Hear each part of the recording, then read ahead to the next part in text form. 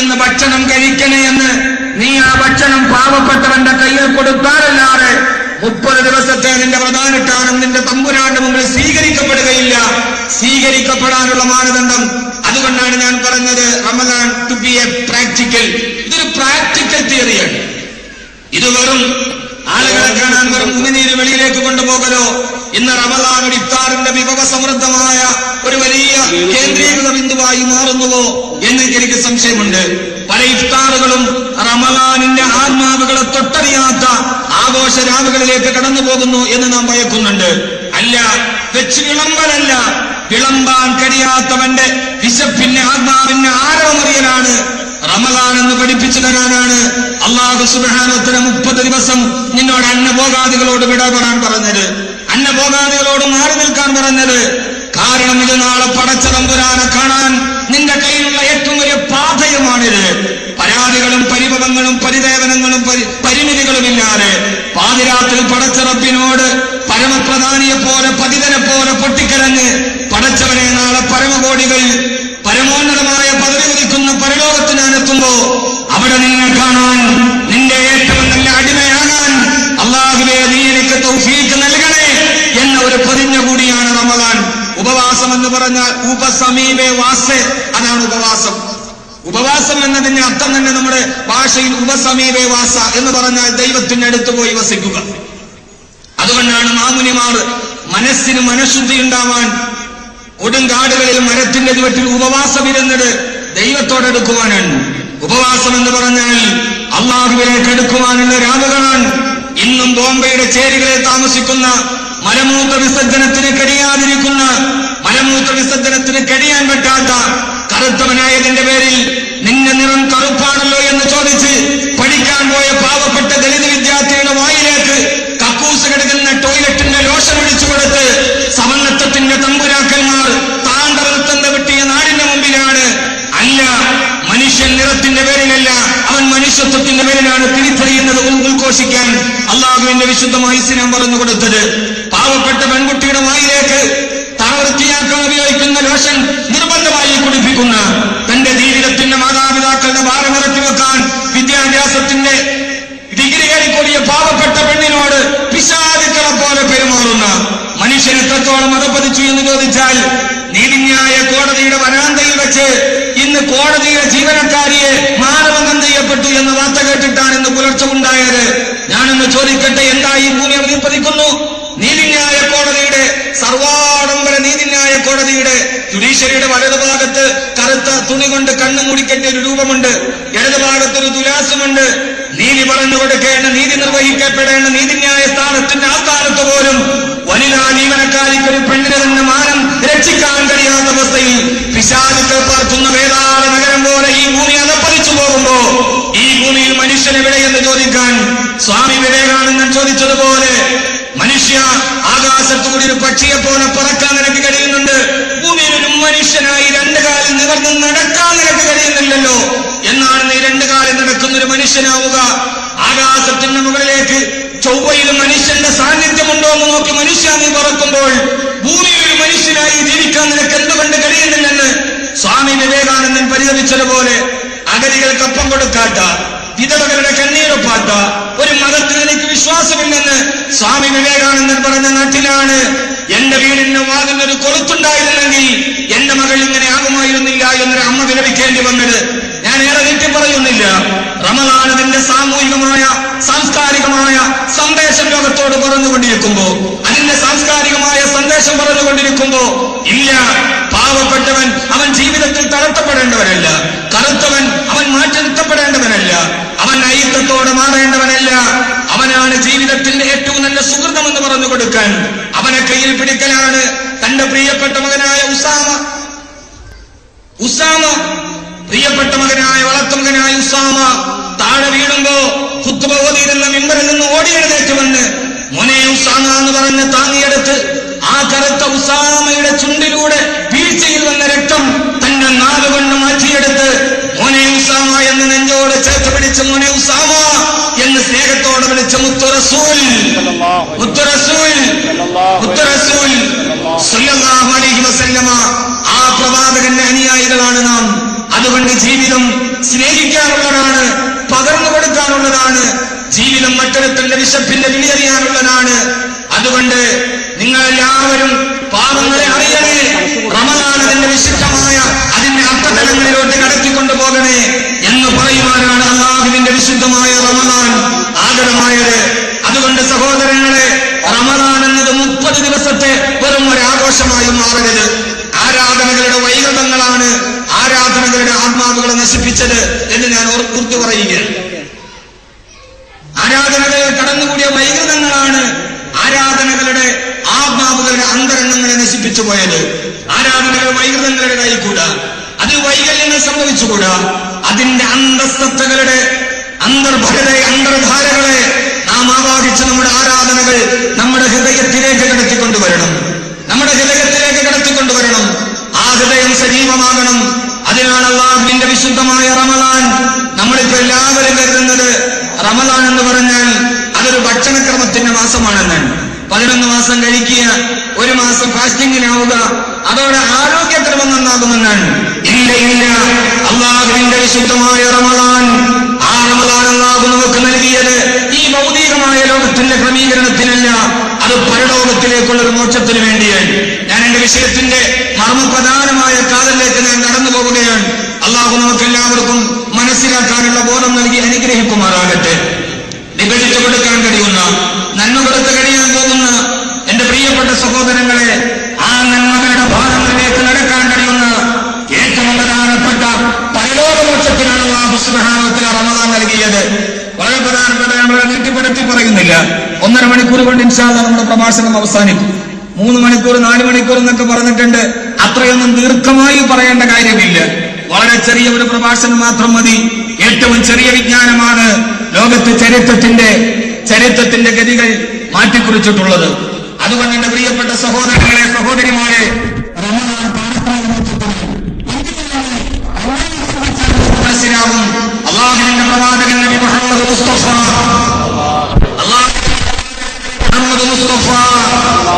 സല്ലല്ലാഹു അലൈഹി വസല്ലമ, അല്ലാഹുവിന്റെ പ്രവാചകൻ സല്ലല്ലാഹു അലൈഹി വസല്ലമ പറഞ്ഞു, റമദാനിന്റെ ആദ്യത്തെ 10 ദിവസങ്ങൾ റഹ്മ, അല്ലാഹുവിന്റെ കാരുണ്യം കിട്ടുന്ന ദിവസങ്ങളാണ്. രണ്ടാമത്തെ 10 ദിവസം മഗ്ഫിറ, അല്ലാഹു പാപങ്ങൾ പുറത്തു തരുന്ന 10 ദിവസങ്ങളാണ്. അവസാനത്തെ 10 ദിവസങ്ങൾ വാഖിറഹു യുത്ഖും മിനൻ നിറാൻ, അത് അല്ലാഹു നരകത്തിൽ നിന്ന് മോചനം നൽകുന്ന 10 ദിവസങ്ങളാണ്. യഥാർത്ഥത്തിൽ ഈ 3 കാര്യങ്ങൾ അല്ലാഹു പാരത്രിക ജീവിതത്തിന് വേണ്ടിയല്ലേ നമുക്ക് നൽകിയത്?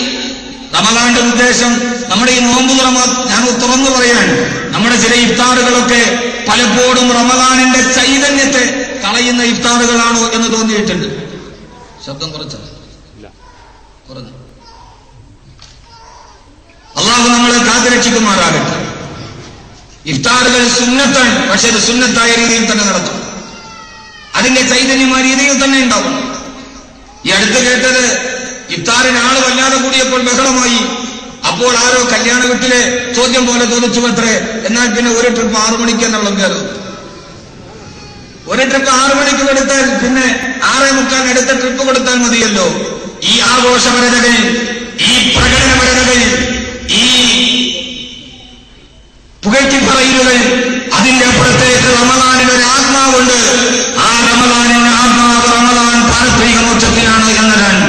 കാരണം അല്ലാഹു സുബ്ഹാനഹു വ തആല ആദ്യത്തെ 10 ദിവസം അല്ലാഹു നൽകിയ റഹ്മത്ത്, അല്ലാഹുവിന്റെ കാരുണ്യം നീ നേടുക. അല്ലാഹുവിന്റെ കാരുണ്യം നീ നേടുക. അല്ലാഹുവിന്റെ കാരുണ്യമില്ലാതെ ഒരാൾക്കും പാരത്രിക ജീവിതം ഖൈറാവുകയില്ല. രണ്ടാമത്തെ 10 ദിവസത്തിൽ നീ മഗ്ഫിറത്ത് വാങ്ങിക്കുക. ഞാൻ എന്റെ പ്രിയപ്പെട്ട സഹോദരങ്ങളോട്, സഹോദരിമാരോട്, ആദരവായ പ്രവാചകൻ നബി മുഹമ്മദ് മുസ്തഫ സല്ലല്ലാഹു അലൈഹി വസല്ലം പറഞ്ഞു, ആദ്യത്തെ 10 ദിവസങ്ങൾ നിങ്ങൾ റഹ്മത്തിന്റേതാണ്, അത് കാരുണ്യമാണ്, അനുഗ്രഹമാണ്. അല്ലാഹു സുബ്ഹാനഹു വ തആല ഇന്ന റബ്ബക ഗഫൂറുർ റഹീം, ഏകനായ കാരുണ്യവാനായ തമ്പുരാൻ, അവന്റെ കാരുണ്യം നിനക്ക് വാരിക്കോരി തരുന്ന 10 ദിവസങ്ങളാണ്. എന്തിനാണ് സഹോദരങ്ങളെ അല്ലാഹുവിന്റെ കാരുണ്യം? അല്ലാഹുവിന്റെ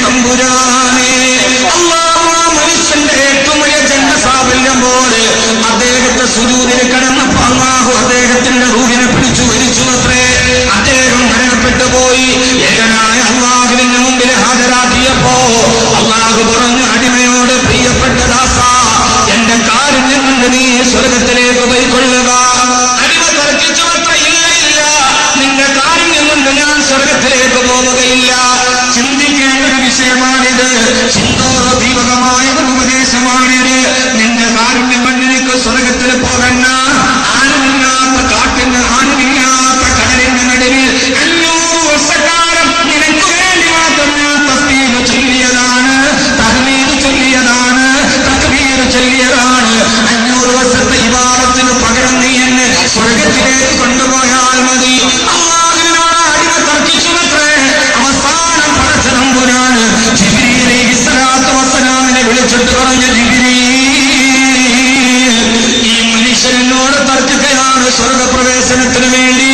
500 വർഷക്കാലം ഇയാൾ എനിക്ക് ചെയ്ത ഇബാദത്തും ഈ 500 വർഷം ഞാൻ അവന് ചെയ്തു കൊടുത്ത അനുഗ്രഹങ്ങളും ഇത് രണ്ടും കൂടി ഒന്ന് തുലനം ചെയ്യണേ. ജിബ്രീൽ അലൈഹിസ്സലാത്തു വസ്സലാം 500 വർഷം അയാൾ ചെയ്ത ഇബാദത്തും 500 വർഷം പടച്ചറപ്പ് കോടാനുകോടി അനുഗ്രഹങ്ങളിൽ പെട്ട അവന്റെ 2 കണ്ണ് എന്ന അനുഗ്രഹത്തിന് പകരം വെക്കാണ് ആ മനുഷ്യന്റെ 500 വർഷത്തെ ഇബാദത്ത് തികയാതെ വന്നപ്പോ കണ്ണ് മാത്രം 2 കണ്ണുകൾ എന്ന് പടച്ചറപ്പിന്റെ അനുഗ്രഹം. അലം നജ്അൽ ലഹു ഐനൈനി വലിസാനം വശഫതൈൻ. അല്ലാഹു എടുത്തെടുത്ത് ചോദിച്ച 2 കണ്ണുകൾ. ഈ 2 കണ്ണുകൾ നിനക്കില്ലായിരുന്നെങ്കിൽ നീ ആരാകുമായിരുന്നു? ജന്മം നൽകി ഉമ്മയുടെ മുഖം നീ കാണുമോ? നിന്റെ പ്രാണപ്രേയസിയായ ഭാര്യയെ കാണുമോ? കണ്ണിന്റെ വിലയെറിയണമെങ്കിൽ കണ്ണടച്ചു നോക്കണം, കണ്ണടച്ചു നോക്കണം. അപ്പോഴാണ് കണ്ണനുഗ്രഹമാണെന്ന് മനസ്സിലാവുക. പ്രശസ്ത കവിയായ സച്ചിദാനന്ദന്റെ ഒരു കവിതയുണ്ട്, കണ്ണ്. അദ്ദേഹം പറയുന്നത്, കണ്ണേ നീ എന്റെ ശാപമാണ്. അത് സച്ചിദാനന്ദൻ ഇന്ത്യ രാജ്യത്ത് നടന്ന കൊലകൃതിയുടെ മുറവിളി കേട്ടിട്ട് പോരെ ചടം തന്നെയാ തൊടുന്നത് കണ്ട് ജാതിയുടെ, മതത്തിന്റെ, ദേശത്തിന്റെ, വർണ്ണത്തിന്റെ, ഭാഷയുടെ പേരിൽ കൊല വിളിച്ച മനുഷ്യന്റെ രക്തം കണ്ട് പറഞ്ഞതാണ്. അല്ല അല്ല, കണ്ണ് ശാപമല്ല. കണ്ണിന്റെ വിലയെറിയണമെങ്കിൽ കണ്ണൊന്നടച്ചു നോക്കണം. കണ്ണെന്ന ജീവിതത്തിന്റെ ഏറ്റവും വലിയ അനുഗ്രഹത്തിന് പകരം വെക്കാണ്. കുരങ്ങിൽ നിന്നാണ് മനുഷ്യന് പരിണാമം സംഭവിച്ചതെന്ന് പരിണാമ സിദ്ധാന്തം പറഞ്ഞ ഡാർവിൻ പോലും മനുഷ്യനെങ്ങനെ കണ്ണുണ്ടായെന്ന് ചോദിച്ചപ്പോ ഡാർവിൻ പോലും ഉത്തരം കൊടുക്കാൻ കഴിയാതെ ഡാർവിനെ ഉത്തരം മുട്ടിന്റെ ശരീരത്തിൽ ഒരു അവയവമാണ് കണ്ണ്. ആ കണ്ണെന്നതിന്റെ അനുഗ്രഹത്തിന് പകരം വെക്കാൻ 500 വർഷത്തെ ഇബാദത്ത് തികയാതെ വന്നപ്പോ അല്ലാഹു ചോദിച്ചു അത്രേ, ഇനി നിന്റെ ഇബാദത്തിന് പകരം സ്വർണം വേണോ? അതല്ല, ഞാൻ എന്നെ ഔദാര്യമായി എന്റെ റഹ്മത്ത് കൊണ്ട് നിനക്ക് സ്വർഗം നൽകണോ? എല്ലാം ചിരപരിചിതമായ സംഭവമാണിത്. ആ മനുഷ്യൻ പറഞ്ഞു, കരണക്കടലായ അല്ലാഹ്, നിന്റെ കാരുണ്യം കൊണ്ടല്ലാതെ നിനക്ക് സ്വർഗം കിട്ടില്ല റബ്ബേ. അല്ലാഹു ആ മനുഷ്യന് അവന്റെ കാരുണ്യം കൊണ്ട് സ്വർഗം കൊടുത്തു റബ്ബേ. എന്റെ പ്രിയപ്പെട്ട സഹോദരങ്ങളോട്, സഹോദരിമാരോട് ഇത് പറഞ്ഞിട്ട് അല്ലാഹുവിന്റെ റസൂൽ നബി മുഹമ്മദ് മുസ്തഫ, ഒരാ ഹബീബായ നബി മുഹമ്മദ് മുസ്തഫ സല്ലല്ലാഹു അലൈഹി വസല്ലമ അല്ലാഹുവിന്റെ റസൂൽ പറഞ്ഞു, സഹാബ, അല്ലാഹുവിന്റെ കാരുണ്യം കൊണ്ടല്ലാതെ നമ്മളാരും സ്വർഗത്തിൽ എത്തിയില്ല സഹാബ. ചിന്തിക്കണം നമ്മൾ. അപ്പോ ചോദിച്ചു, നബിയേ ബല്ലന്തയാ റസൂലല്ലാഹ്, അങ്ങയുടെ കാര്യവും അങ്ങനെയാണ് നബിയേ. ലോകത്തിന്റെ തിരുദൂതന്റെ മറുപടി, അല്ലാഹുവിന്റെ റസൂലിന്റെ മറുപടി, ഞാനാണ് സ്വർഗത്തിന്റെ വാതിലിൽ ആദ്യം മുട്ടുന്നത്. ഞാനാണ് സ്വർഗത്തിൽ ആദ്യത്തെ പ്രവാസകനെന്ന് ലോകത്തോട് സ്വർഗത്തിന്റെ വർത്തമാനം പറഞ്ഞു കൊടുത്ത ഹബീബായ നബി തങ്ങൾ മറുപടി പറഞ്ഞത്, അതേ സഹാബ,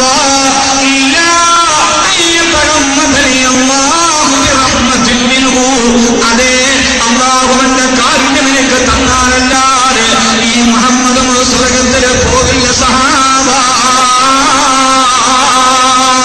ലോകത്തിന്റെ തിരുദൂതനായി ഈ ലോകം ശ്രദ്ധിക്കാൻ കാരണഭൂതനായ മുത്തിന്റെ പോലും മറുപടി, അതേ റബ്ബിന്റെ കാരുണ്യമില്ലാതെ എനിക്കും സ്വർഗപ്രവേശനം സാധ്യമല്ല. സഹോദരങ്ങളെ,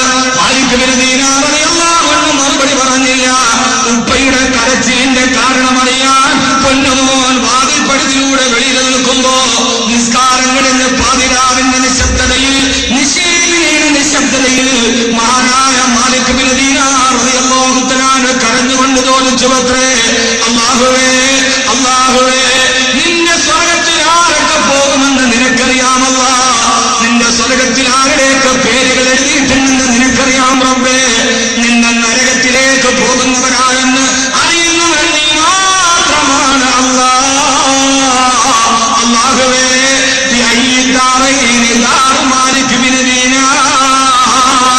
ഈ രണ്ട് വീടുകളിൽ അല്ലാഹുവേ നരകമെന്ന വീട്ടിൽ പാർക്കുന്നതിനെയും നിനക്കറിയാം തമ്പുരാനെ, സ്വർഗമെന്ന വീട്ടിൽ പാർക്കുന്നതിനെയും നിനക്കറിയാമല്ല തമ്പുരാനെ.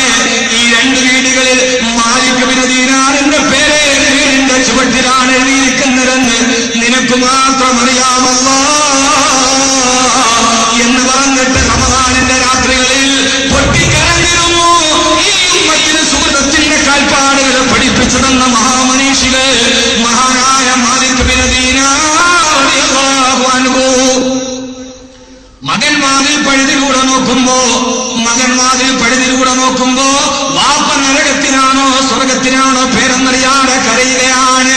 പ്രവാസികളെ, പാതിരാത്രിയുടെ നിശബ്ദതയിൽ നമ്മുടെ മക്കൾ നമ്മുടെ വാതിൽ പഴുതിലൂടെ അകത്തേക്ക് നോക്കിയാൽ അങ്ങനെ നിന്ന് കരയുന്ന ഉപ്പാനെ കാണുമോ, അതോ കാമുകിയോട് സല്ലപിക്കുന്ന ഉപ്പായെ കാണുമോ? ചിന്തിക്കണം അവനവന മനസ്സിനോട്. കേരളത്തിൽ സൈബർ വിധവകൾ കൂടുകയാണത്രേ. ആരാണ് സൈബർ വിധവ? ഭർത്താവ് വരുന്നതും കാത്ത് കിടപ്പറ വിരിച്ചിട്ടിട്ടും ഭർത്താവിനെ കാത്ത് കിടപ്പറയിൽ കിടക്കുമ്പോ അപ്പുറത്ത് രാത്രിയിൽ നിന്ന് കാമുകിയോട് ഫോണിലൂടെ സെക്സിന്റെ സല്ലാമം നടത്തുന്ന ഭർത്താക്കന്മാർ. കിടപ്പറ വിരിച്ചിട്ട ഭാര്യക്ക് ഭർത്താവുണ്ട്, പക്ഷെ എന്നിട്ടും അവൾ വിധവയാണ്. മലയാള ലോകം അവൾക്ക് കൊടുത്ത, ടെക്കി ലോകം അവൾക്ക് കൊടുത്ത പേരാണ് സൈബർ വിധവ. അവൾക്ക് പഞ്ചായത്തിന്റെ വിധവ പെൻഷനില്ല.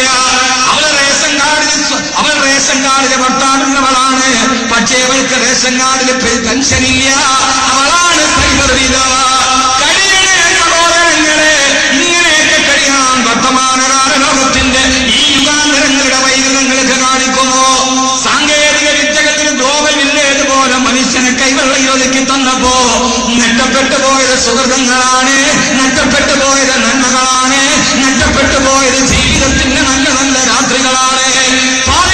സമയത്ത് സൈബർ കഫേകളിൽ ചാറ്റിംഗ് നടത്തുന്നവർ, മുമ്പിൽ കാണുന്ന .കോമുകളിൽ ലോകത്ത് മുഴുവൻ ചുരുക്കി വെച്ചവർ, അല്ല അല്ല അല്ല അല്ല വാപ്പ ജീവിക്കുന്ന വാതിൽ പടിയിലൂടെ നോക്കുമ്പോ സമയത്ത് ഉപ്പാടെ പേര് നരകത്തിലാണോ സ്വർഗത്തിലാണോ എന്നറിയാതെ പൊട്ടിക്കരയുന്ന ഉപ്പയെ കണ്ടു.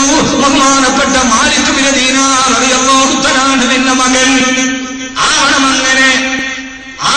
അങ്ങനെ മഹദിയായ ആയിഷത്തു സിദ്ദീഖ റളിയല്ലാഹു അൻഹാ. ചുമ്മാ ഇരിക്കുക, 1.5 മണിക്കൂർ ഞാൻ തീർക്കും ഇൻഷാ അല്ലാഹ്. മഹദിയായ ആയിഷത്തു സിദ്ദീഖ റളിയല്ലാഹു അൻഹാ മഹാനായ ഉർവത്ത് ബിൻ സുബൈർ റളിയല്ലാഹു തആല പറയാണ്, മഹാനായ ഉർവത്ത് ബിൻ സുബൈർ റളിയല്ലാഹു അൻഹു പറയുകയാണ്, ഞാൻ എന്റെ പ്രിയപ്പെട്ട ആയിഷ റളിയല്ലാഹു തആലയുടെ വീടിന്റെ അടുക്കലൂടെ പോകുമ്പോ പാതിരാ സമയത്ത് ഞാൻ അവരുടെ വീട്ടിലേക്ക് പോകുമ്പോ അവിടെ നിന്നൊരു കരച്ചിൽ കേട്ടു. എന്താണെന്നറിയാൻ നോക്കുമ്പോ മഹദിയായ ആയിഷ റളിയല്ലാഹു തആല നിസ്കാരത്തിൽ നിന്നിട്ട് പൊട്ടിക്കരയുകയാണ്. സഹോദരിമാരെ, നിങ്ങളൊന്ന് കേൾക്കണം. ഒരു പെണ്ണാരാവണം, ഒരു പെണ്ണാരാവണം. പാപഫലത്തിന്റെ കിലുക്കം കൊണ്ട് പുരുഷനെ ഇക്കിളിപ്പെടുത്തേണ്ടവളല്ല, നീ പൊതുനിരത്തിൽ വലിച്ചെറിയപ്പെടേണ്ടവളല്ല. പൊട്ടിപ്പോയ വളപ്പൊട്ടുകളെ പൊന്നുമോളെ, ആരാണ് പുരുഷകാമത്തിന്റെ കീഴിൽ നിന്നെ അമർത്തിക്കൊണ്ടുപോയത്? അല്ല അല്ല, ആരാണ് പെണ്ണെന്ന് ചോദിച്ചാൽ ഉർവത്ത് ബിൻ സുബൈർ റളിയല്ലാഹു തആല നോക്കുമ്പോ ആയിഷ റളിയല്ലാഹു തആല പൊട്ടിക്കരയുകയാണ്. എന്നിട്ട്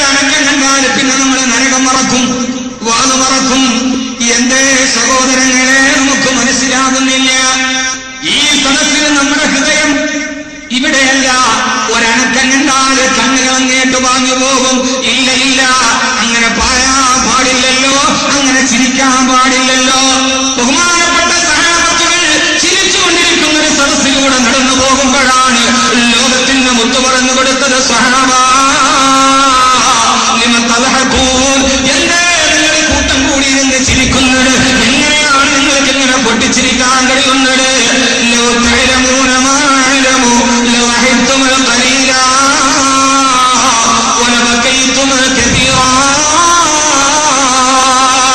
എനിക്കറിയാവുന്ന കാര്യങ്ങളൊക്കെ നിങ്ങൾ അറിഞ്ഞിരുന്നെങ്കിൽ, അവരെന്തെന്ന് നിങ്ങൾ അറിഞ്ഞിരുന്നെങ്കിൽ, ഹിസാബിന്റെ ഭയാനകത നിങ്ങൾ അറിഞ്ഞിരുന്നെങ്കിൽ, പടച്ചറപ്പിന്റെ മുന്നിൽ നിൽക്കുമ്പോ നരകത്തിന്റെ മലക്കുകൾ നിങ്ങൾ നേരിൽ കണ്ടിരുന്നുവെങ്കിൽ, നരകത്തിന്റെ ശിക്ഷകൾ നിങ്ങൾ കണ്ടിരുന്നെങ്കിൽ, നിങ്ങൾ ആര് ചിരിക്കുമായിരുന്നില്ല, നിങ്ങൾ കരയുമായിരുന്നു സഹാബ എന്ന് ഹബീബായ നബി മുഹമ്മദ് മുസ്തഫ സല്ലല്ലാഹു അലൈഹി വസല്ലം. അല്ലാഹുവിന്റെ റസൂലിന്റെ പ്രിയപ്പെട്ടവരായ, അതുകൊണ്ടാണ് നമുക്കിങ്ങനെ ചിരിക്കാൻ കഴിയുന്നത്, നമ്മുടെ ശ്രദ്ധകൾ മാറിപ്പോകുന്നത്. മഹദിയായ ആയിഷ റളിയല്ലാഹു തആല പറഞ്ഞു ഉർവത്ത് ബിൻ സുബൈറിനോട്, എന്തേ ഇങ്ങനെ പൊട്ടിക്കരയുന്നത്? ആയിഷ റളിയല്ലാഹു തആല പറഞ്ഞു, ഞാൻ ഓരോ സമയത്തും ഓർത്തുപോയി അല്ലാഹുവിന്റെ ഒരു വാക്കിനെ, ഫമന്നല്ലാഹു അലൈനാ വകാന അദാബസ് സമൂം. ആയിഷ റളിയല്ലാഹു തആല ഉർവത്ത് ബിൻ സുബൈർ റളിയല്ലാഹു അൻഹുവിനോട് ഓതി കേൾപ്പിച്ചുവത്രേ, ഫമന്നല്ലാഹു അലൈനാ, അല്ലാഹു നമ്മുടെ മേൽ കരുണ ചെയ്തു, അവൻ നമുക്ക് മേൽ റഹ്മത്ത് ചെയ്തു. 10 ദിവസം കൊണ്ട് റഹ്മത്ത് വേണോ മുഅ്മിനീങ്ങളെ? അവൻ ചെയ്ത അനുഗ്രഹം കൊണ്ടാണ്. വവഖാന അദാബസ് സമൂം, കത്തിച്ചൊലിക്കുന്ന നരകത്തിൽ നിന്ന് അല്ലാഹു നമുക്ക് രക്ഷ നൽകിയത്. കത്തിച്ചൊലിക്കുന്ന നരകത്തിൽ നിന്ന് അല്ലാഹു രക്ഷ നൽകിയത്. ഇത് പറഞ്ഞിട്ട് മഹദി അവറുകളെ കരയാൻ തുടങ്ങി. കടിയുമോ പെങ്ങളെ, ഈ ലോകത്തിന്റെ ജീവിതത്തിന്റെ കാലിൽ ചക്രം പിടിപ്പിച്ചതുപോലെ ഓടിപ്പോകുന്ന തിരക്കിനിടയിൽ കത്തിച്ചൊലിക്കുന്ന നരകത്തെ കുറിച്ച് നോക്കാൻ അല്ലാഹു നമുക്ക് ബോധം നൽകട്ടെ. ഒരു ബോധമുണ്ടെന്ന് എനിക്ക് തോന്നുന്നില്ല. അല്ലാഹു നമുക്ക് ബോധം നൽകട്ടെ. ചിരിക്കാനില്ല ചിന്തിപ്പിക്കാൻ, കരയാനില്ല കരയിപ്പിക്കാൻ, പറയാനില്ല പ്രവർത്തിക്കാൻ, ഉത്തേജനമല്ല ഉദ്ബോധനമായി. ഫമന്നല്ലാഹു അലൈനാ വവഖാന അദാബസ് സമൂം. അവന്റെ കാരുണ്യം കണ്ടല്ലയോ അല്ലാഹു നരകത്തിൽ നിന്ന് നമ്മൾക്ക് മോചനം നൽകിയത്. ഓരോ രാത്രിയിലും അതോട്ട് പൊട്ടിക്കരയണം. അതുകൊണ്ടാണ് കത്തിച്ചൊലിക്കുന്ന സൂര്യനെ കാണുമ്പോ ഓരോ വിശ്വാസിയും നിർബന്ധമായി പറയണം, അല്ലാഹുവേ സുബ്ഹാനക ഫഖിനാ അദാബന്നാർ. കത്തിക്കാളുന്ന നരകത്തിൽ നിന്ന് നീ എന്നെ രക്ഷിക്കണേ അല്ലാഹ്. ഈ സൂര്യന് ചൂട് കൊടുത്തത് നീയാണ്, ഈ സൂര്യന് ചൂട് കൊടുത്തത് നീയാണ്, ഇതിനേക്കാൾ വലിയ ചൂട് കൊടുക്കാൻ കഴിവുള്ളവൻ നീയാണ്. അതുകൊണ്ട് സൂര്യന്റെ ചൂട് ചർമ്മത്തിലേക്കുമ്പോ അപ്പോഴും പറയണം, അല്ലാഹുവേ അല്ലാഹുവേ സുബ്ഹാനക ഫഖിനാ അദാബന്നാർ. നരകത്തിൽ നിന്ന് നിങ്ങൾക്ക് മോചനം നൽകണേ അല്ലാഹുവേ. ഈ സൂര്യന് ചൂട് കൊടുത്തവൻ നീയാണ്, ഇതിനെ തകർക്കുന്നവൻ നീയാണ്. തകരാനിന് താമസമില്ല, തകരാൻ താമസമില്ല. ഇനി അവന്റെ കാരുണ്യത്തെ കുറിച്ച് ചിന്തിക്കാനല്ലാതെ മനുഷ്യന് സമയമില്ല. ഇനി മനുഷ്യലോകത്തിൽ 100 വർഷം കൂടിയേ ഈ പ്രപഞ്ചത്തിൽ ജീവിതം സാധ്യമാകുമെന്നാണ് പറയപ്പെടുന്നത്. പറയുന്നത് ഞാനല്ല, ഇന്ന് ലോകത്ത് ജീവിച്ചിരിക്കുന്ന ഏറ്റവും വലിയ താത്വിക പ്രാപഞ്ചിക ശാസ്ത്രജ്ഞൻ എന്ന പേര് പറയുന്ന സർ സ്റ്റീഫൻ ഹോക്കിംഗ് ആണ് ഈ പറഞ്ഞത് കഴിഞ്ഞ ആഴ്ച. ഇനി 100 വർഷം കൂടിയേ ഭൂമിയിലെ ജീവിതമുള്ളൂ. ആവാതിരിക്കാം ലോകാവസാനം. ഇനിയിപ്പോ ഏതായാലും ഭൂമിയെ കുറിച്ച് ചിന്തിക്കാൻ അധിക സമയമൊന്നുമില്ല. സ്റ്റീഫൻ ഹോക്കിംഗ് ആണ് പറഞ്ഞത് 100 വർഷം കൂടി ഉള്ളൂ ഇനി. ഏതായാലും നമ്മുടെ ഒരു സമാധാനം, നമ്മൾ മരിച്ചിട്ട് ഏതായാലും അപ്പോഴും നമ്മൾ ചിന്തിക്കുക, ഏതായാലും ഞാൻ പോയിട്ട് ഇനി ലോകം അവസാനിക്കും. 100 ഏതായാലും ഇനി ജീവിച്ചിരിക്കൂലല്ലോ. 100 പോയിട്ട് 50 നമ്മൾ ജീവിക്കില്ല. കാരണം നമ്മൾ ഈ തിന്നുന്നത് മുഴുവനും വിഷമായതുകൊണ്ട് 50 ഒന്നും പോവില്ല. പരസ്യം അങ്ങനെയാണ്. പാലും ബദാമും ചേർത്ത സോപ്പ് തേച്ചിട്ട് കഴുകിക്കളയുന്ന സോപ്പിൽ തിന്നാനുള്ള പാലും ബദാമും, അടുക്കളയിൽ കരി കഴുകുന്ന ലോഷനിൽ 100 നാരങ്ങ. തിന്നാനുള്ളത് കഴുകാനും കഴുകിക്കളയാനും ബാക്കിയുള്ളത് സോപ്പ്. ഈ കരി കളയുന്ന പാത്രം തേക്കുന്ന ലിക്വിഡിൽ 100 നാരങ്ങ, തേച്ച് കളയുന്ന സോപ്പിൽ ബദാമും പാലും. എന്നിട്ട് നമ്മൾ തിന്നുന്നത് ഈ ബ്ലോക്ക് കോഴിയും. തിന്നാനുള്ളത് കഴുകിക്കളയുക, എന്നിട്ട് ലോകത്തുള്ള വിഷം മുഴുവനും തിന്നുക. അതാണ് മലയാളി. പണ്ടൊക്കെ നിങ്ങളൊന്ന് എത്ര ലോകത്ത് ഏറ്റവും കൂടുതൽ ഒരു ദിവസം കൊല്ലപ്പെടുന്ന ജീവിയാണ് കോഴി. യഥാർത്ഥത്തിൽ പണ്ടൊരു കോഴിയെ പിടിക്കാൻ വേണ്ടി നമ്മൾ ചെയ്ത ജിഹാദ് എത്ര വലിയ ജിഹാദാണ്. ആ കോഴിയൊന്ന് പിടിക്കാൻ വേണ്ടി നമ്മൾ കൂട്ടിൽ പോയിട്ട് കൈയിടുമ്പോ അത് തുറന്ന വാതിന്റെ കൈന്റെ ഇടയിൽ കൂടെ പോകും. ഓടിയാൽ ആ കോഴി പിന്നെ പോത്തിന്റെ ഓട്ടത്തിനുണ്ട്. കാളപ്പോത്തിന് മാത്രമേ പോത്തിന് മാതിരി അതിന്റെ പുറകെ ഓടി തൊടിയും കിടന്ന് കിണറിന്റെ ചുറ്റുവന്ന് ഒട്ടിച്ച് അതിന്റെ വലയിൽ കയറി കിണറിന്റെ മുകളിൽ കമ്പിയിൽ കയറി അവിടെ നിറഞ്ഞ് താഴെ ഇറക്കി താലി പിടിക്കുമ്പോ പിന്നെ മാവി കയറി അവസാനം പിന്നെ ഓടി ഓടി ഓടി അവസാനം വീടിന്റെ മച്ചിന്റെ മുകളിൽ കയറി 4 പേര് വട്ടം കൂടി നിന്നിട്ടാണ് കോഴി കിട്ടിയത്. യഥാർത്ഥത്തിൽ എന്നൊരു കോഴി അറുക്കാൻ തീരുമാനിച്ചാൽ നമുക്ക് അത്യാവശ്യം വ്യായാമം കിട്ടുക. ഇപ്പൊ നമ്മളിപ്പോ കോഴിക്കടയിൽ പോയാൽ കോടതി ഇരിക്കുന്ന പ്രതിയെ പോലെയാണ് കോഴി നമ്മുടെ മുമ്പിൽ കൈകൂട്ടി. എന്തുകൊണ്ട് നമ്മുടെ ഭക്ഷ്യ സംസ്കാരം മാറി. അതുകൊണ്ട് കൂടുതലൊന്നും നമ്മളിനെ ജീവിക്കുമെന്ന് ലോകത്താരും ചിന്തിക്കരുത്. പ്രതാപൻ സാർ അടക്കമുള്ളവരോട് ഞാൻ പറയാൻ, യഥാർത്ഥത്തിൽ കേരളത്തിൽ ഏറ്റവും വലിയ മാറ്റം വരേണ്ടത് ലോട്ടറി മാഫിയേക്കാൾ വലിയ മാഫിയ ഈ ഭക്ഷ്യവസ്തുക്കളിൽ മായം കലർത്തുന്നവരാണ്. ജീവിതത്തിൽ യാതൊരുവിധ തത്വനിഷ്ഠതയില്ലാത്തവർ.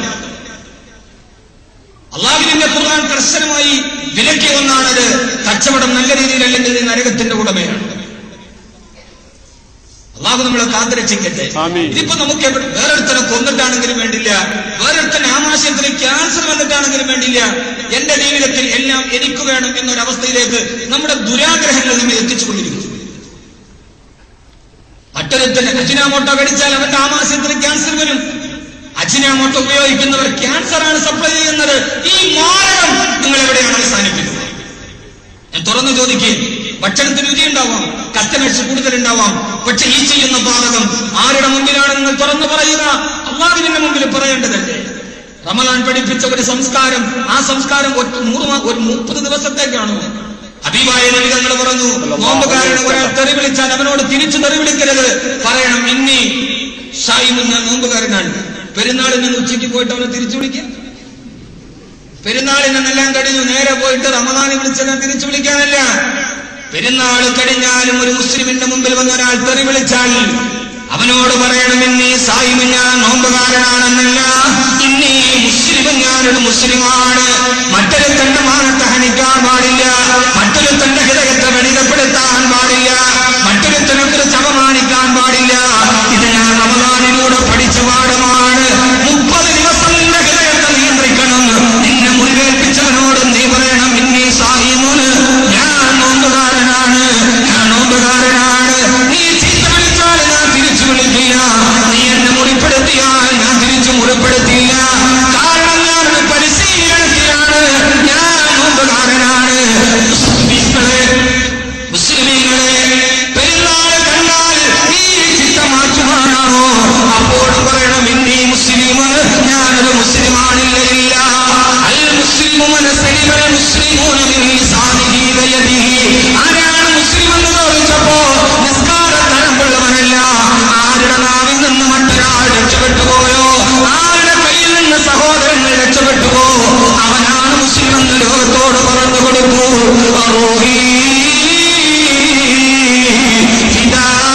മുഹമ്മദ് മുസ്തഫ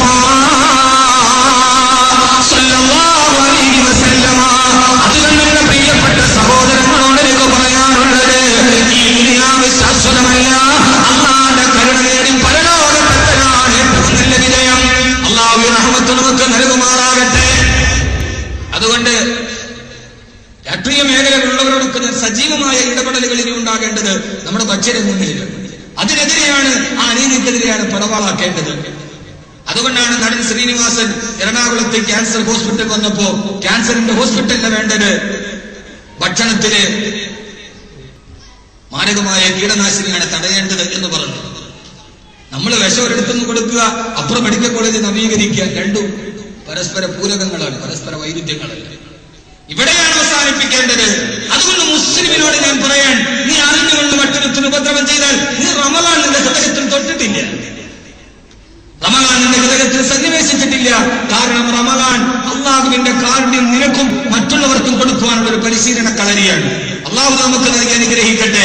അതുകൊണ്ട് റമദാൻ പരലോകമോക്ഷ വെളിച്ചത്തിന് സമയമേറെ മുമ്പോട്ട് പോവുകയാണ്. അതുകൊണ്ട് സഹോദരങ്ങളെ, റഹ്മത്ത് കിട്ടിയാലല്ലാതെ പരലോകത്ത് രക്ഷയുണ്ടാവില്ല. ഉണ്ടാവോ? റഹ്മത്ത് കിട്ടിയാലല്ലാതെ പരലോകത്ത് രക്ഷയുണ്ടാവോ?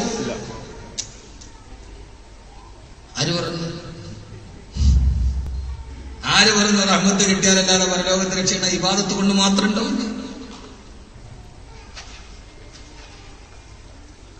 ചിന്തിക്കണം. അതുകൊണ്ട് ആരാധനകൾ ഹൃദയത്തിലേക്ക് ഇറങ്ങണം. വ്യാജമദ്യ ദുരന്ത കേസിലെ പ്രതി മണിച്ചൻ ചെറിയങ്കീഴ് ശാർക്കര ദേവി ക്ഷേത്രത്തിൽ എല്ലാ വർഷവും തുലാഭാരം നടത്തുന്ന ആൾ. എന്നിട്ടും അദ്ദേഹം മറ്റൊരുത്തിന് ഹാനികരമായി വിളമ്പി എന്നിടത്താണ് ആരാധനകൾ ആത്മാവിനെ സ്പർശിക്കാതെ പോയത്. അല്ലേ? മണിച്ചൻ ദൈവവിശ്വാസിയാണ്. ശാർക്കര ക്ഷേത്രത്തിൽ തുലാഭാരം നടത്തുന്ന ആള്. കഴിഞ്ഞതിന്റെ മുമ്പിലത്തെ വർഷം റമദാനിൽ രാത്രിയിൽ കോഴിക്കോട് ടെക്സ്റ്റൈൽസിൽ പോയി മക്കൾക്കും ഭാര്യയ്ക്കും പെരുന്നാൾ ഉടുപ്പും വാങ്ങിച്ചു കൊടുത്ത് തിരിച്ചു വരുന്ന വഴിയിൽ ഭാര്യയെയും മക്കളെയും കുളത്തിലേക്ക് എറിഞ്ഞ് മുക്കിക്കൊന്ന ഒന്നാം പ്രതി അന്ന് റാവി നിസ്കരിച്ചിട്ടാണ് പോയത്. അന്നും അവൻ സുബൈ നിസ്കരിച്ചിരുന്നു. അന്ന് അവൻ നോമ്പ് പിടിച്ചിരുന്നു. വൈകുന്നേരം ഭാര്യയും മക്കളെയും വേറൊരു പെണ്ണ് കെട്ടാൻ വേണ്ടി മുക്കിക്കൊല്ലുകയും ചെയ്തു. ഇവൻ എങ്ങനെയാണ് ആരാധനകൾ ഇവനെ സമീപിക്കുക? ഇത് റമദാനിലാണ് നടന്നത്. എന്റെ പ്രിയപ്പെട്ട സഹോദരങ്ങളെ, നമ്മുടെ ഉള്ളിൽ, ഹൃദയത്തിന്റെ ഉള്ളിൽ പ്രകാശം കടന്നിട്ടില്ല ഇതുവരെ. അതാണ് കഴിഞ്ഞ പ്രഭാഷണത്തിൽ പറഞ്ഞത്. ഹൃദയത്തിനാണ് വെളിച്ചം വേണ്ടത്. ആരാധനകൾ അവിടേക്ക് കടന്നിട്ട് വന്നുകൊണ്ടാണ്. ഒരു കറുത്തവനെ ക്രിസ്തീയ ചർച്ചിൽ നിന്ന് ഇറക്കി വിട്ടു. ആ പാവപ്പെട്ടവൻ വെളിയിലിരുന്ന് കരഞ്ഞപ്പോ വന്ന പടിയിൽ അതിന്റെ വെളിയിലിരുന്നിട്ട് വേറൊരാൾ ചോദിച്ചു, മോനെ എന്തിനാണ് കരയുന്നത്? ആ ചർച്ചിൽ നിന്ന് അവർ എന്നെ ഇറക്കി വിട്ടു. അവർ ഈശ്വര വിശ്വാസികളല്ലേ, അവർ ക്രിസ്തുവിന്റെ അനുയായികളല്ലേ, അവരെന്നെ ഇറക്കി വിട്ടു. അപ്പോ അദ്ദേഹം ചോദിച്ചു, നീ എന്തിനാ കരയുന്നത്? അതിനേക്കാൾ മുമ്പേ അവരെന്നെ ഇറക്കി വിട്ടു ഇവിടെ. അപ്പോ അയാൾ ചോദിച്ചു, അത്ര നിങ്ങളാരാ? ഞാനാണ് ക്രിസ്തു എന്ന് അദ്ദേഹം മറുപടി പറഞ്ഞു. ക്രിസ്തുവും രാമനും മദീനയും മക്കയും ഒക്കെ നമ്മുടെ വീട്ടിലെ ചുവരുകളുടെ ഫോട്ടോയിൽ മാത്രമേ. അതൊക്കെ ആരാധനകളുടെ. നമ്മുടെയൊക്കെ വീടുകളിൽ പോയി നമുക്കറിയാം, നല്ല സുന്ദരിയായ തട്ടമിട്ടൊരു പെൺകുട്ടി ഇങ്ങനെ ആമി പിടിച്ചുകൊണ്ടിരിക്കുന്ന ഒരു ഫോട്ടോ, കവർ ചിത്രം നമ്മുടെയൊക്കെ വീടുകളിൽ പണ്ടൊക്കെ, ഇപ്പതില്ല, പണ്ടൊക്കെ ഒരു പറക്കത്തിന് വേണ്ടി വെച്ചിരുന്നു. യഥാർത്ഥത്തിൽ സിനിമാ നടി അധികമായതുകൊണ്ട് റഹ്മത്തിന്റെ മലക്കുകൾ വരാൻ നമ്മൾ കവാടത്തിൽ വെച്ച്. ഇതാണ് നമ്മുടെ ആരാധനകളുടെ ഭാവങ്ങൾ. ഒരു ബഹിർപുരതയുടെ, ഒരു ബഹിർഗരിമയുടെ മാറ്റങ്ങളായി മാറുന്നു. എന്നിട്ടോ നമ്മുടെ ഇബാദത്തുകളെ ഇല്ല സഹോദരങ്ങളെ, ഇല്ല. കാട്ടിക്കൂട്ടലുകൾക്കൊന്നും നാളെ ജീവിതത്തിൽ രക്ഷയില്ല. പിന്നെ അല്ലാഹുവിനെ പേടിച്ചുള്ള പടച്ചറപ്പിനെ കുറിച്ചുള്ള അവന്റെ റഹ്മത്തിന് വേണ്ടിയുള്ള തേട്ടത്തിനല്ലാതെ നാളെ ഒരു മനുഷ്യനെയും അതിൽ നിന്ന് രക്ഷപ്പെടുത്താൻ കഴിയില്ല. കാരണം ഏതെന്നറിയോ, ഇതൊന്നും അഹമ്മദ് കബീർ വെറുതെ പറയുന്നതല്ല. ലോകത്ത് മുഴുവനും മുഖികളെന്ന പ്രളയത്തിന്റെ ഉള്ളിൽ മഹാനായ നബി സ്വല്ലല്ലാഹു അലൈഹി വസല്ലം എന്ന മകൻ മുന്നിട്ടെത്തിയപ്പോ ആ സമയത്ത് ആ മകൻ പറഞ്ഞു, എത്ര വേണ്ട ഉപ്പ,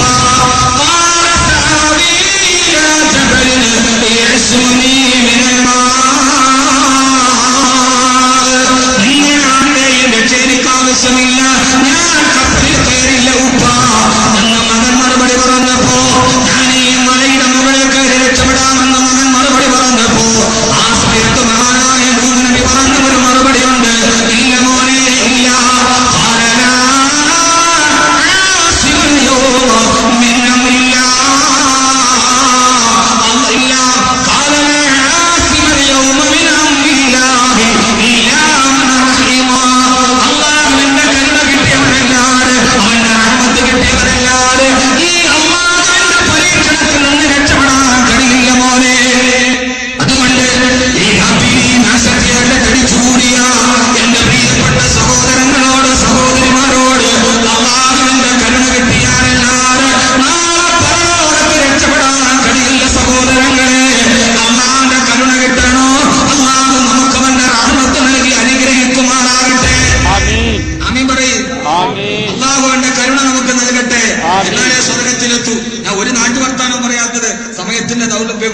ഒത്തിരി കൂട്ടി പറയണമെന്ന് എനിക്ക് ആഗ്രഹമില്ല.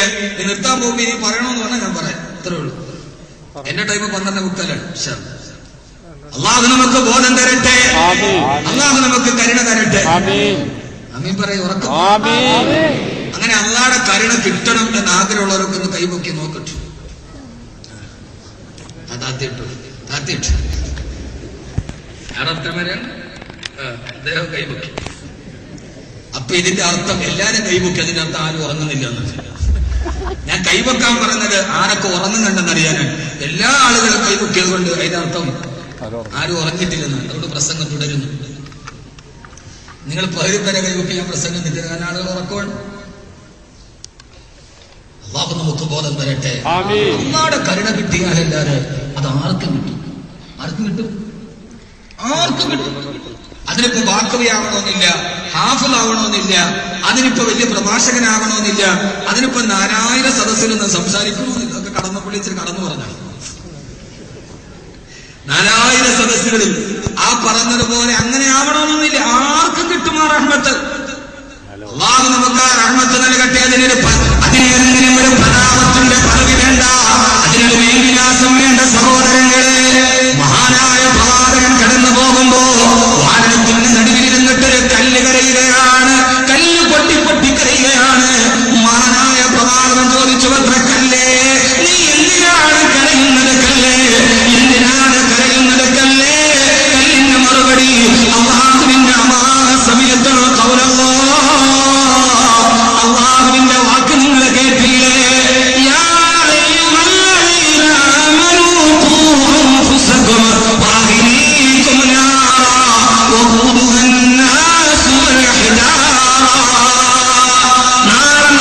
മനുഷ്യരെ ശിക്ഷിക്കാൻ തീ കത്തിക്കുമ്പോ ആ തീ ഉണ്ടാക്കാൻ ഉപയോഗിക്കുന്നത് കല്ലുകളാണെന്നല്ലേ അല്ലാഹു പറഞ്ഞത്. ഈ ആയത്ത് ഞാൻ കേട്ടപ്പോ അന്ന് മുതൽ ഞാൻ കരയുകയാണ്. നാളെ എന്റെ റബ്ബെന്ന നരകത്തിലേക്ക് തീ പിടിക്കാൻ എടുത്തു വെക്കുമല്ലോ. ഞാൻ എന്റെ റബ്ബിനോട് കരയുകയാണ്. എന്റെ റബ്ബിനെ പേടിച്ച് ഞാൻ കരയുകയാണ്. പ്രവാചകരെ, ഈ കല്ലിന്റെ കരച്ചിൽ കണ്ടപ്പോ എന്നെ കൽവിലെ തൊട്ടിട്ട് എന്റെ സഹോദരങ്ങളോട് സഹോദരിമാരോട് ഞാൻ ഈ റമദാനിനെ സംസാരിക്കുകയാണ്. മറ്റന്നാൾ ഇൻഷാ അല്ലാഹ് ഞാൻ തിരിച്ചു പോകും എന്റെ നാട്ടിലേക്ക്. ഇനി കാണാൻ കഴിയുമോ? ഇനി ജീവിതത്തിന്റെ ഏതെങ്കിലും ഒരു നാൽക്കവലകളിൽ സന്ധിക്കുമോ? എവിടെയാണ് നമുക്കിനി കാണാൻ കഴിയുക? ഉദാഹരണം പറഞ്ഞതുപോലെ, കൂടെയല്ല ജനിക്കുന്ന നേരത്തും കൂടെയല്ല മരിക്കുന്ന നേരത്തും മധ്യ ഇങ്ങനെ കാണുന്ന നേരത്ത് മത്സരിക്കുന്നതെന്തിന് നാമ്രത? ഈ മത്സരം നമുക്ക് വേണ്ട. വാദപരിവാദങ്ങൾ വേണ്ട, കണ്ടന മണ്ഡലങ്ങൾ വേണ്ട, പരസ്പരമുള്ള അപഹാസവും പരിഹാസവും വേണ്ട. ഇനി എന്നാണ് കാണുന്നതെന്നറിയില്ലല്ലോ. ആരാണ് മണ്ണിന്റെ അടിയിലേക്ക് നടന്നു പോകുന്നതെന്നറിയില്ലല്ലോ.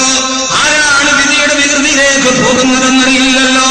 സഹോദരങ്ങളെ, ദുനിയാക്കെ മുസാഫിർ മൻസിൽ തെരി ഖബർ ഹേ. ദുനിയാവിലെ യാത്രക്കാരാ, ആരുടെ മണ്ണിലേക്ക് പോകുന്നതിന് മുമ്പ് ഈ പാതിരാത്രിയിലെ പ്രവാസ ജീവിതത്തിന്റെ തിളച്ചു മറിയുന്ന ഹൃദയവതകളുടെ സങ്കരണത്തിനിടയിൽ വന്നിരുന്ന എന്റെ സായുജ്യരോട് ഒരൊറ്റക്കാരെ ഞാൻ ഓർമ്മിപ്പിക്കുകയാണ്. നരകമോത്തിട്ട് കരഞ്ഞിട്ടുണ്ടോ? അന്നാണോത്ത് കണ്ണുനീര് വന്നിട്ടുണ്ടോ? കല്ല് കരയാൻ തുടങ്ങി. എനിക്കെന്റെ റബ്ബിനെ പേടിയാ, എനിക്ക് നരകത്തെ പേടിയാ, എനിക്കെന്റെ ജീവിതത്തെ കുറിച്ചോർത്ത് പേടിയാ. വികാരങ്ങളില്ലാത്ത, വിചാരങ്ങളില്ലാത്ത, ചേതനയില്ലാത്ത, സചേതനമില്ലാത്ത, അചേതനമായ, നിർജീവമായ ഒരു കല്ലിന്റെ കരച്ചിലാണ്.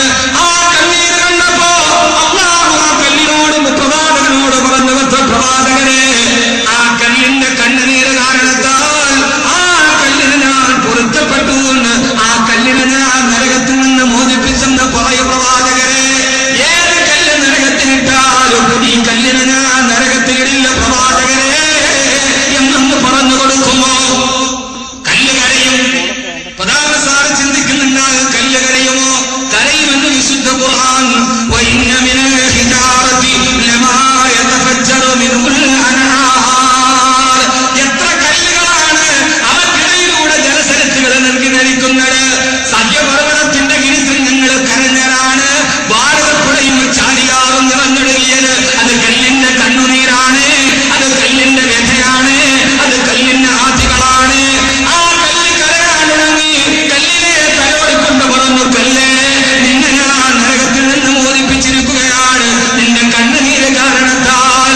ബഹുമാനപ്പെട്ട പ്രവാചകർ വൈകുന്നേരം തിരിച്ചു വരുമ്പോഴും ഈ കല്ലിന്റെ കരച്ചിൽ നിന്നിട്ടില്ല. മുഅ്മിനീങ്ങളെ, ഈ കല്ലിന്റെ കരച്ചിൽ നിന്നിട്ടില്ല. സായാഹ്നത്തിൽ കല്ല് വാവിട്ട് കരയുകയാണ്. പ്രവാചകർ ചോദിച്ചു, കല്ലേ, നിന്റെ കരച്ചിൽ കണ്ടിട്ട് അല്ലാഹു നിന്നെ നരകത്തിൽ നിന്ന് മോചിപ്പിച്ചെന്ന് പറഞ്ഞതല്ലേ കല്ലേ, പിന്നെന്തിനാ കരയുന്നതെന്ന് ചോദിച്ചു.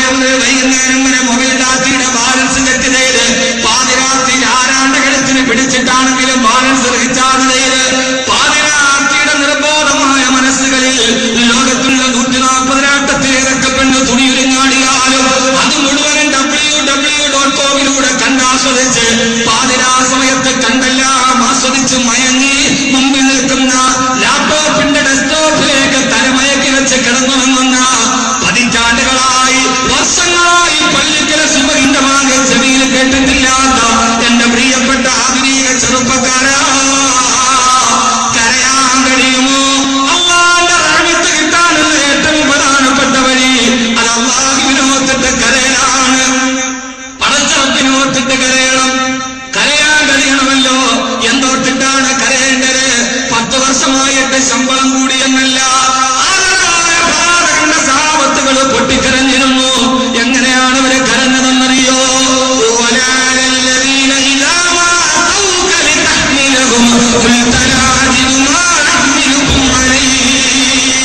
ശരീരം വെട്ടിപ്പൊളിക്കുന്ന രണാങ്കണത്തിൽ ജിഹാദിന് അനുവാദം ചോദിച്ച് സഹാബത്തുകൾ വന്നപ്പോ അല്ലാഹുവിന്റെ റസൂൽ അവരോട് പറഞ്ഞു, ഇല്ല, വാഹനങ്ങളൊക്കെ നിറഞ്ഞുപോയി, ഇനി നിങ്ങൾക്ക് പോകാൻ വാഹനങ്ങളില്ല.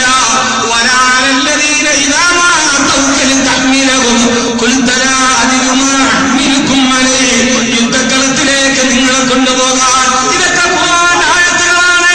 ഇത് കേൾക്കുമ്പോൾ നിങ്ങൾ ഓർക്കും ഇപ്പൊ അവതരിച്ച ആയത്താണെന്ന്. അല്ല, നിങ്ങൾക്ക് പോകാൻ വണ്ടികൾ നിറഞ്ഞുപോയി, ഇനി നിങ്ങൾക്ക് അവസരമില്ല, മടങ്ങിപ്പോകാൻ പറഞ്ഞപ്പോ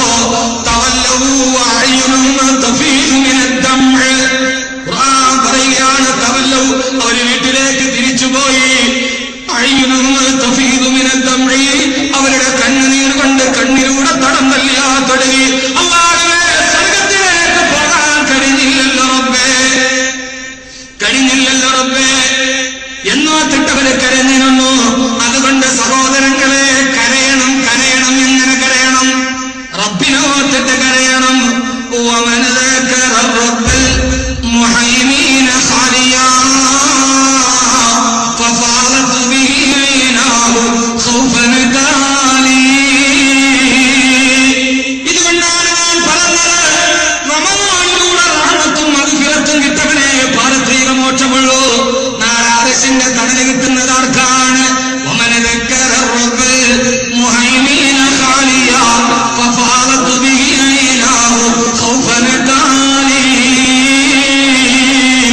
ആരുമില്ലാത്ത രാത്രിയിൽ റബ്ബിനോത്തിട്ട് കരഞ്ഞവർ, പരസ്യമായിട്ടല്ല വാത് പറയുമ്പോൾ മാക്കവി കരയാറുണ്ട്, കേട്ടിട്ട് നിങ്ങളെ കരയാറുണ്ട്. ഇപ്പൊ വാട്സപ്പിൽ പ്രസംഗം നടക്കുന്നുണ്ട്. ഏതാണ്ട് ലോകാവസാനം 10 ലക്ഷത്തിലധികം ആളുകൾ ഇപ്പോൾ ഈ വിനീതിന്റെ പ്രസംഗം കേട്ട് കഴിഞ്ഞു. പലരും എന്നോട് പറഞ്ഞു, ലോകാവസാനം കേട്ടിട്ട് കരയാത്ത രാവുകളില്ല. സഹോദരങ്ങളെ, പരസ്യമായിട്ട് കരയാൻ നമുക്ക് കഴിഞ്ഞേക്കാം. പക്ഷേ റൂമിന്റെ വിജനതയിൽ ആരുമില്ലാതെ നീയും നിന്റെ റബ്ബും മാത്രം ഇരിക്കുമ്പോ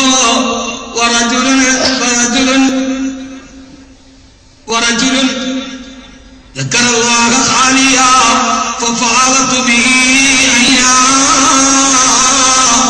ഏകനായ റബ്ബിനോട് ഒറ്റയ്ക്കിരുന്നിട്ട് കരയാൻ കഴിയുക. അല്ലാഹു നമുക്ക് ബോധം തരട്ടെ. അല്ലാഹു നമുക്ക് ബോധം തരട്ടെ. അല്ലാഹു നമുക്ക് ബോധം തരട്ടെ.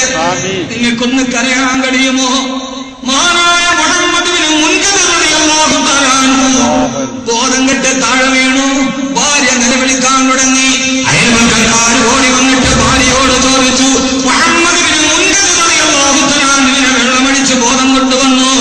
ഭാര്യയോട് ചോദിച്ചു, എന്തിനാണ് ഇവരെ ബോധം കെട്ട് വീണത്? എന്താ സുഖമാണ് ഉണ്ടായിരുന്നത്?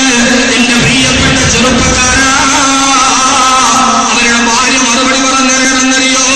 അയൽവക്കക്കാരും പാഴ്വസ്ത്രങ്ങളും എടുത്തു കൂട്ടിയിട്ടിട്ട് തീ ഇങ്ങനെ ആളിച്ചു കത്തിച്ചപ്പോ അത് കണ്ടിട്ട് മഹാനായ മുഹമ്മദിനെ മുൻകർ റളിയല്ലാഹു അൻഹു ബോധം കെട്ട് വീണുപോയി.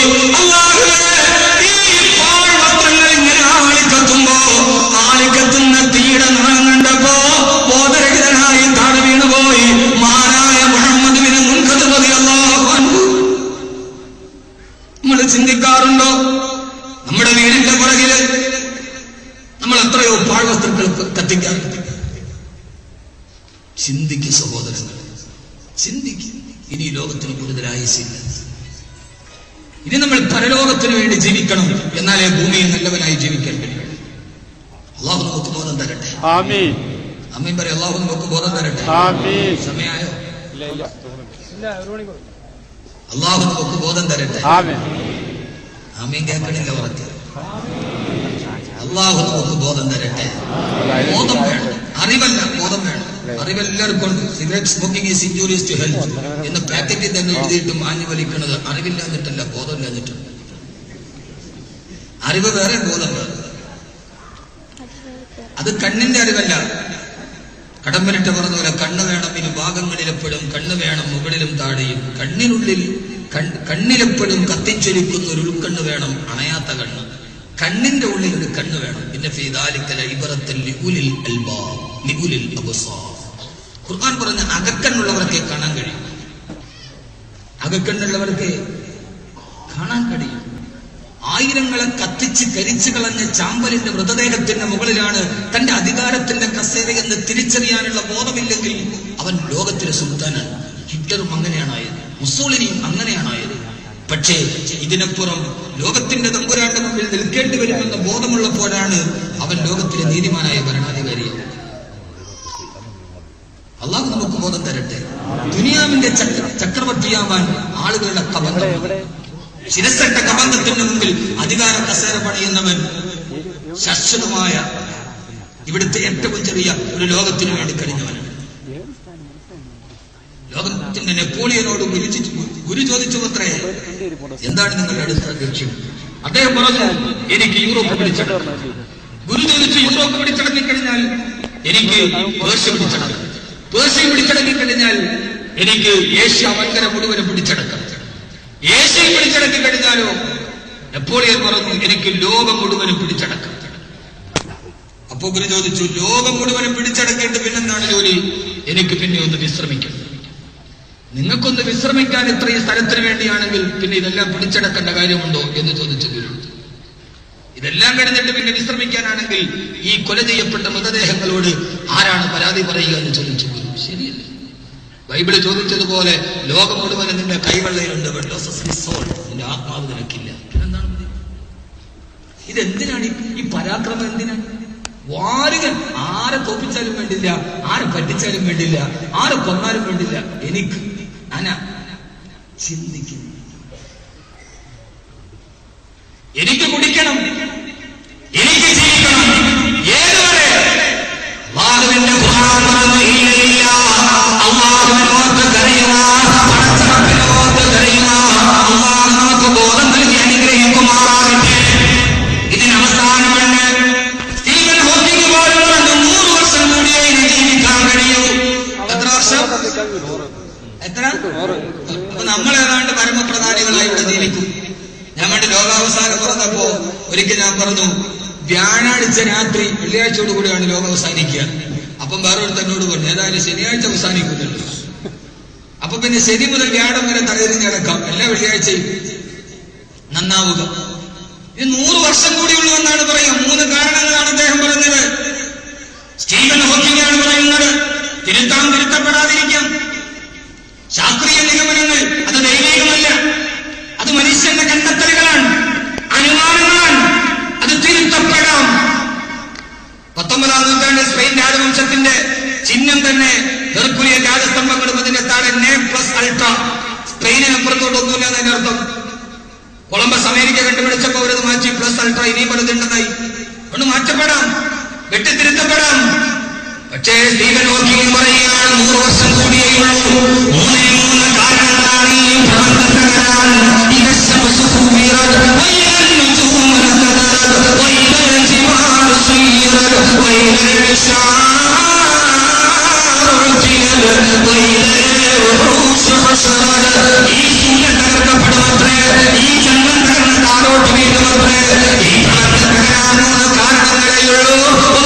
മനുഷ്യന്മാരുടെ ആരോഗ്യമാണ്. മനുഷ്യർ സ്വതവേ സുലഭരായപ്പോ അവർ ചെയ്യാൻ പടച്ചെടുത്തനാമൻ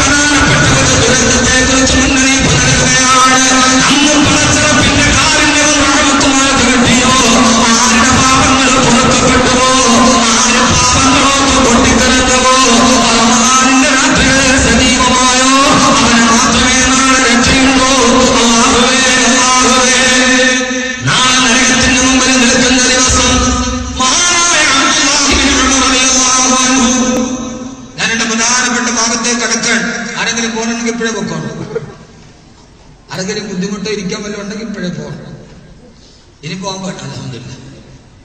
മുകളിൽ നിറഞ്ഞ മുകളിലും ആളുകളുണ്ട്.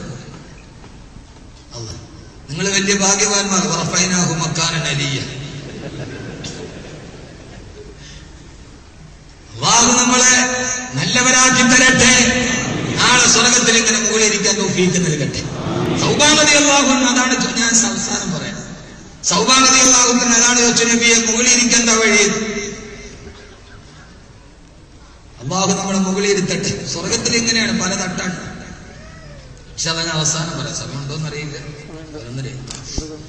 12:30. അല്ലാഹു. പക്ഷെ ഒരു കാര്യം ഉറപ്പാണ്, ഈ 2 മണിക്കൂർ വാതൊക്കെ മലയാളികളല്ലാതെ വേറെ കൗമിരിക്കും. ബാക്കിയുള്ളവരെങ്കിലും മറത്തി നോക്കി 10 മിനിറ്റ് 20 മിനിറ്റ് 2 മണിക്കൂറല്ല 4. ഞാൻ സുബൈബാങ്ക് വിളിക്കണവർ പ്രസംഗിച്ചിട്ടുണ്ട്. അടിമാലി എടുത്ത് പ്രസംഗം സുബൈബാങ്ക് വിളിച്ചു പോകുന്നു. 7.5 മണിക്കൂർ തുടർച്ചയായി ആളുകളിരുന്നു, ഞാനും ഇരുന്നു. ഇത് മലയാളികളല്ലാതെ വേറെ കൗമ ഇന്നിരിക്കും. അള്ളാഹു നമ്മുടെ ഇരുത്തത്തെ സ്വീകരിക്കട്ടെ. ഏറെ പറയുന്നില്ല, പ്രധാനപ്പെട്ട കുറച്ച് കാര്യങ്ങൾ കൂടി പറഞ്ഞു. ഇപ്പൊ റഹ്മത്ത് പറഞ്ഞു, ഇനി മഗ്ഫിറത്ത് ഇതുക്കും മിനന്നീറാൻ. അള്ളാഹു തൗഫീഖ് നൽകട്ടെ. മഗ്ഫിറത്ത് അള്ളാഹു നൽകി അനുഗ്രഹിക്കട്ടെ. അള്ളാഹു നമ്മുടെ പാപങ്ങൾ പുറത്തു തരട്ടെ. അള്ളാഹു നമ്മുടെ പാപങ്ങൾ പുറത്തു തരട്ടെ. അതുകൊണ്ട് ചെറുപ്പക്കാരെ, സഹോദരങ്ങളെ, വളരെ സ്നേഹത്തോടെ നിങ്ങളോട് ഞാൻ പറയാം. ചെറുപ്പക്കാരോട് സ്നേഹത്തോടെ പറയണമെന്നാണ്. അല്ലാതെ ചെറുപ്പക്കാരാ നീ മുടിഞ്ഞു പോകൂടാ, നീ നരകത്തിൽ കൂടാന്ന് അത് പറയില്ല. സ്നേഹത്തോടെ പറയാം. ചിലർ സ്നേഹത്തോടെ പറഞ്ഞാലും തിരിച്ച് പ്രതികരിക്കുന്നത് ശൗര്യത്തോടെയാണ്. എന്നാലും കുഴപ്പമില്ല. എല്ലാവരോടും പറയുമ്പോ മാന്യതയോടെ പറയും. ചെറുപ്പക്കാരാ നീ അതപ്പതിച്ചു പോയടാന്നിങ്ങനെ പറയണ്ട. സ്നേഹത്തോടെ. ആദരവായ പ്രവാചകൻ നബി മുഹമ്മദ് മുസ്തഫ സ്വല്ലല്ലാഹു അലൈഹി വസല്ലം പറഞ്ഞു, ഉസീകും ബിശ്ശബാബി ഖൈറാ. നിങ്ങളുടെ യുവാക്കളോട് വളരെ സ്നേഹത്തോടെ നിങ്ങൾ ഉപദേശം നടക്കണമെന്ന് നിങ്ങളോട് ഞാൻ ഉപദേശിക്കുകയാണ്. ഉസീകും ബിശ്ശബാബി ഖൈറാ. യുവാക്കളോട് സ്നേഹത്തോടെ പറയണേ. യുവാക്കളോട് നല്ല രീതിയിലേ പറയാവൂ. റളിയല്ലാഹു അൻഹുവിന് മുമ്പിലെടുത്ത കള്ളു കുടിച്ചവനെ കൊണ്ടുവന്നു 100 അടി കൊടുത്തു. അവൻ പറഞ്ഞു, അല്ലാഹ് ഇനി കുടിക്കൂല. അയാൾ വീണ്ടും കുടിച്ചു. വീണ്ടും 100 അടി അടിച്ചു. വീണ്ടും കുടിച്ചു. വീണ്ടും 100 അടി അടിച്ചപ്പോ അടുത്തു നിന്ന് ഒരാൾ പറഞ്ഞു, മഹാനവറുകളെ ഇനി അവനെ അടിക്കണ്ട, അവൻ നന്നാവൂല്ല. ഉമറിനെ രോഷത്തോടെ ഉമർ റളിയല്ലാഹു അൻഹു ചോദിച്ചു, ഇവൻ നന്നാവില്ലെന്ന് ശമിക്കുന്നതിന് പകരം അല്ലാഹുവേ ഇനിയെങ്കിലും ഇവനെ നിന്ന് നന്നാക്കണമെന്ന് ആ സമയത്ത് നിൽക്കുന്ന ദുആ ചെയ്തുകൂടായിരുന്നു. ജീവിതത്തിൽ ഞാൻ ഈ പറഞ്ഞ വാക്ക് ഓർമ്മത്തോളി. ഞാൻ ആദ്യം ഭരിച്ചാൽ നിങ്ങൾ ഭരിച്ചാൽ അവൻ നശിക്കട്ടെ എന്ന് പറയുന്ന സമയത്ത് അതേ വാക്ക് തന്നെ, അല്ലാഹു ഇനിയെങ്കിലും ഇവനെ നന്നാക്കണേ. നമ്മളിങ്ങനെ നഗരത്തിലാക്കാൻ വേണ്ടി അടുത്ത് ആണ് അല്ല. അല്ലാഹുവേ നീ അവനെ നന്നാക്കണം എന്ന് പറയും. അവനെ നന്നാവൂല. ശാപം പറയരുത്. ഇന്നിപ്പോ എന്റെ